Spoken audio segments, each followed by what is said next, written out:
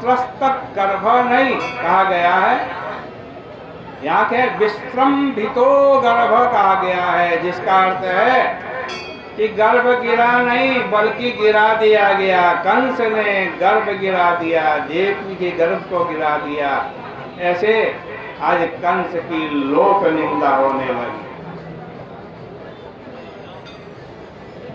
लोगों ने समझा कंस ने अब की बार कोई ऐसी चाल चली जिससे देवकी का 7वां गर्भ अपने आप गिर गया। जब देवकी का गर्भ शेष से भी शून्य हो गया, तब उस गर्भ में कौन प्रकट हुए? भक्तों को अभय देने वाले भगवान प्रकट हो गए। पहले वे वसुदेव के मन में आए, जिसके कारण वसुदेव जी को बड़ा भारी प्रकाश हो गया। फिर वसुदेव जी ने अपने मन में आए हुए जगन मंगल मच्युतांशम अर्थात जगत का मंगल करने वाले भगवान के ज्योतिर्मय अंश को देवकी के गर्भ में रख दिया। पहले वसुदेव के मन में आए, फिर भगवान को वसुदेव जी ने अपने मन से देवकी के गर्भ में रख दिया। अब तो पूर्व दिशा में जिस प्रकार चंद्रोदय होता है, वैसे ही देवकी की शोभा हो गई, परंतु वो शोभा बहुत प्रकट नहीं हुई। जिस प्रकार कोई ज्ञानी अपने ज्ञान को छिपाकर रखे, दूसरे को प्रकट न करे, उसी प्रकार देवकी भगवान को अपने पेट में लेकर के बैठी हुई है। और जब कंस ने देखा कि देवकी के चेहरे पर तो बड़ी भारी प्रभा है, आहैषा में प्राण हरो हरिर्भुवाम ध्रुवम श्रिता। कंस सोचने लगा, हो ना हो मुझे मारने वाला सिंह इस देवकी की गर्भ रूपी गुफा में आकर के रह रहा है, क्योंकि देवकी पहले इस तरीके से चमकती नहीं थी जैसे अब चमक रही है। इसके बाद कंस ने विचार किया कि अब मुझे क्या करना चाहिए। यदर्थतंत्र न विहन्ति विक्रमम्। भगवान देव कार्य प्रधान बनाकर देवकी के गर्भ में आए हैं। इस समय में यदि देवकी के साथ कुछ छेड़छाड़ करूंगा तो वो गर्भ से निकल करके मुझे मार देगा। भयभीत हो गया। भले ही कितने भी अर्थतंत्र हो,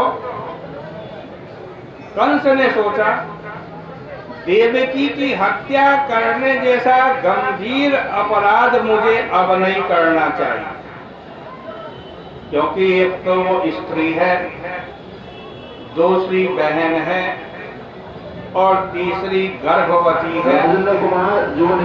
यदि मैं इसको मारूंगा तो मेरे यश, श्री और आयु का नाश हो जाएगा। जो इस लोक में अत्यंत भयंकरता पूर्वक जीवन व्यतीत करता है, उसको लोग बहुत गालियां देते हैं। देखो, यहाँ ऐसी महिमा का बोध होता है जिसके हृदय में आकर के भगवान बैठ जाएं, जिसके गर्भ में आकर के भगवान बैठ जाएं,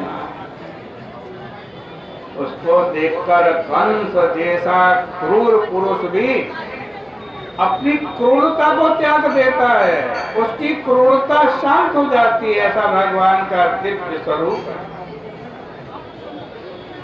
यही देवकी वसुदेव हैं, जिनके साथ पहले कंस बड़ी क्रूरता का व्यवहार करता था, किंतु जब भगवान आ गए तब वह क्रूरता निवृत्त हो गई और कंस भी भगवान के जन्म की प्रतीक्षा करने लगा।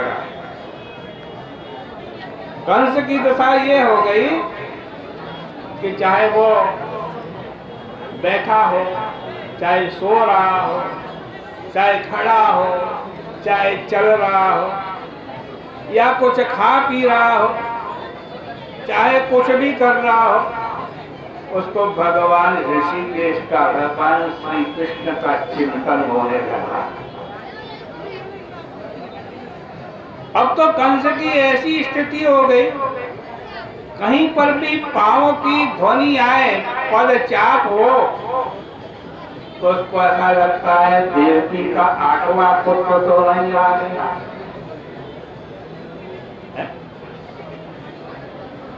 अपनी आवाज ही ऐसी लगने लगे कि मानो देवकी का 8वां पुत्र बोल रहा है, वो कृष्ण बोल रहा।